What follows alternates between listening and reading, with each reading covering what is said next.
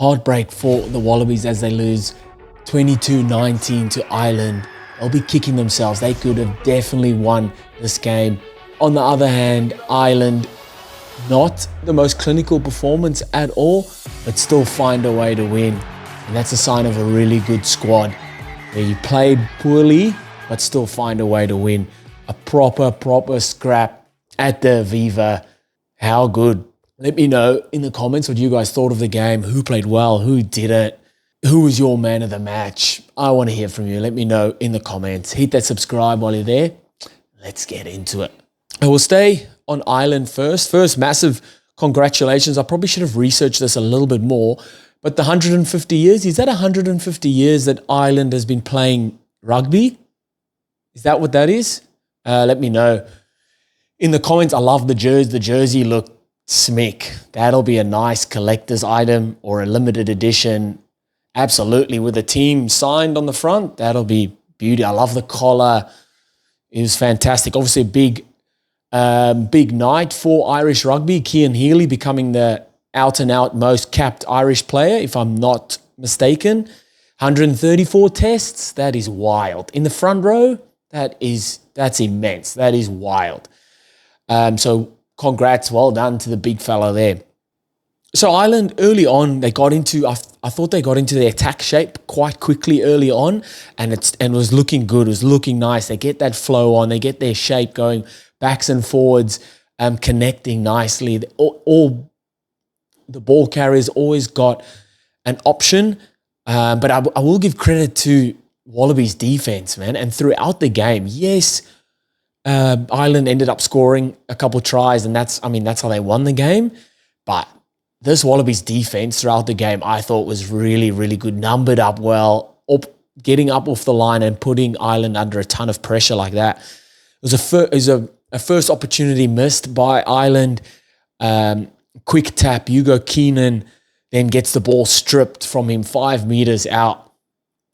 That's, again, especially early on when you've, off the back of applying a lot of pressure on attack, you want to then convert that into points.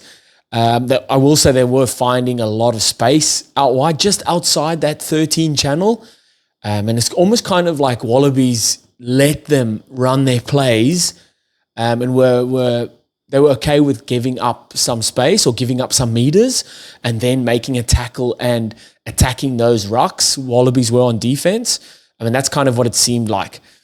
I thought Ireland did really well on defense, disrupting Wallabies' rucks, really slowing the ball down or getting through and getting a hand on Jake Gordon when he's wanting to pass, or cleaning out the guy who's securing the ball so that guy bumps into Jake Gordon, just disrupting and slowing the ball down. So a few times Wallabies made a break, but then couldn't get quick ball, and that's exactly when you want quick balls after a break or getting over that vantage line. You want that ball to come out, and Ireland did really well at just slowing that ball down. Doris, Ty Byrne, Van der Fleer, these guys, McCarthy, doing really well at ruck time there. I thought Joe McCarthy got away with that head-on-head tackle. If we're going like off the guidelines, look at what I wouldn't say he intended to do it. All right. Again, those split-second decisions that you do, and you do what's in front of you, it just happens. It's not like, I'm going to take this guy's head off, or I'm going to headbutt the guy. But there wasn't much wrap. He went from a good position here and then met Valentini up there, and then in the face. So no, there's not much mitigation. And yes, although the impact wasn't high, like a high impact, it was high, but the impact wasn't high. It wasn't a big impact, if that makes sense. And I thought it was definitely a yellow, so to only stay at a yellow, but they kept it at just a penalty. I thought on attack, handling errors really cost Ireland. They would start to get one or two phases together and then knock on. I think Finlay Beelum, he knocked like 2 or 3 balls off 9. And it really just like halts your momentum. Any momentum you think you're building, and then just a knock on. It just hits your wind out of your sails, especially when you start getting that flow going. The 9 and 10 are gelling well, and then boom, knock on. You're like, come on. And I feel like it was creeping. It crept in a bit. Then it really halted the Irish from getting there. I like to say it, but that flow on in attack. They did eventually score. Josh van der Vlier's try and backed themselves. Instead of going for the penalty, went for touch. And what I thought created the space and ended up creating a try, and he does it so well, is Jamison Gibson-Parks. He's option taking off the back of the ruck. So the forwards are coming around the corner. He's hitting that like third, fourth, fifth guy, taking out 3 or 4 defenders just with a pass. So he hits that wider option. That guy ball carries and he gets weaker shoulders, or he gets to a tackler who's not expecting this to be the first ball runner, if that makes sense. Because there's 3 or 4 defenders inside him. I'm maybe waiting for the tip-on pass or to attack the ruck. Then I'm doing that. Then I look again, and that guy's getting the ball, and then, oh shit, I've got a weak tackle. And they get over that advantage line like that, and then Van der Vlier goes over to score.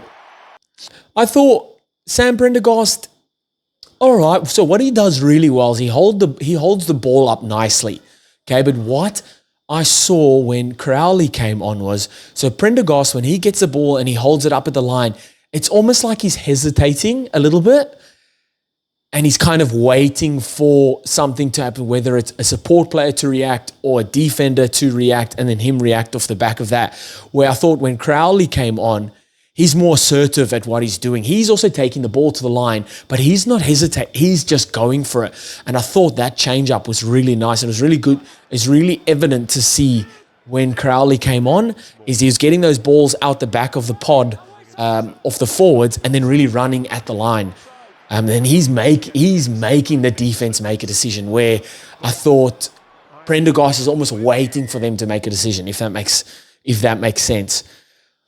Then with Caelan Doris' try, and it's just Gibson Park again with those cutout balls behind the ruck, taking 3 or 4 or 5 defenders out, and it's just so hard to D, especially when you've got those big boys running onto it, running kind of back at the ball like that as well. Makes a massive difference. And then Ireland they just find a way, man. They just stuck in there, applied a ton of pressure defensively and attacking-wise.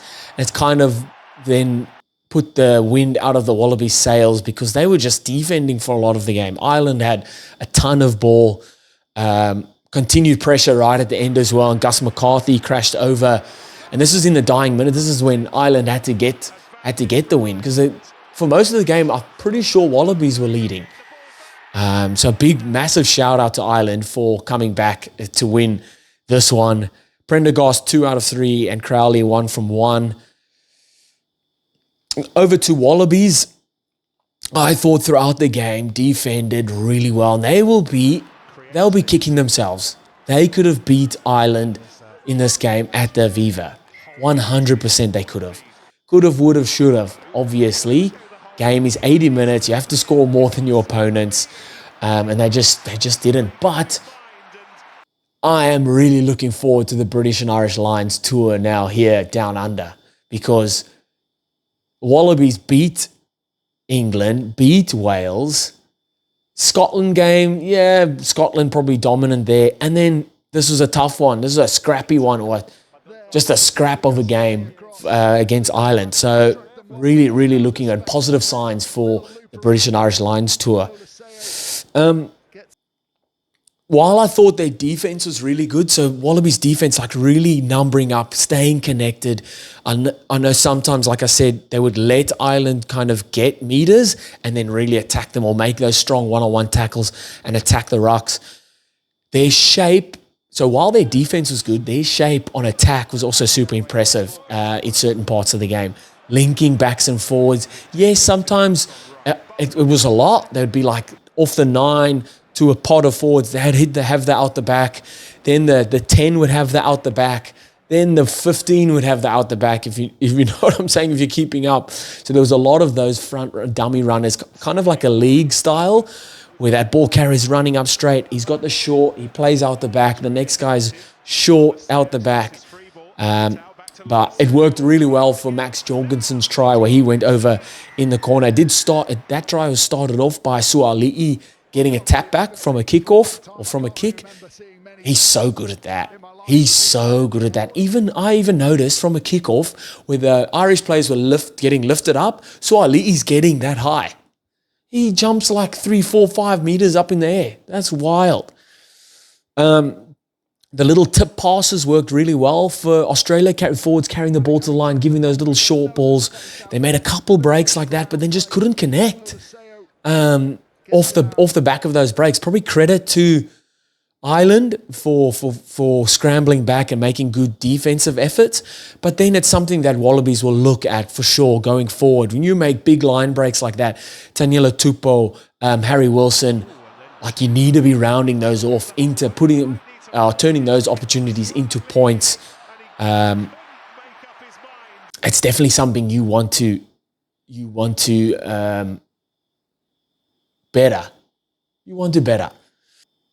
Oh, the like physicality and second efforts and defensive efforts really, really strong throughout the game. One-on-one tackles were really good for Wallabies. There's at some instances where they were under a lot of pressure, but very calm, which is unlike the Wallabies of last year, of the last 2 years. So there's a lot of positives to be taken out of this game, for sure. But then it's just those other little bits that you just want to round off. When you break or make line breaks, you want to finish those off. You want to turn them into points. You want to be able to capitalize on a great effort or a great piece of set play, or showing that when you've done something well, it doesn't end at that. You can carry on with that. You can be patient. You can set that ruck. Get our option takers there with hands on the ball for them to make the right decisions, and just be real calm. And there was instances where there was that, but there was still the Wallabies of old where it's a bit of deer in the headlights sort of thing, and then making the wrong decisions there. But still, really, really good effort from the Wallabies. And like I said, they'll be kicking themselves, man. Noah Lolosio was good for me. 5 from 5 off the tee. Outstanding. And then Fraser McWright. How good is Fraser McWright? Just an absolute weapon. So busy all over the park, defensively and attacking. Whenever there's a line break, he's the first person there. Whenever there is a missed tackle, and defensively, he's the guy that'll make the cross-cover tackle.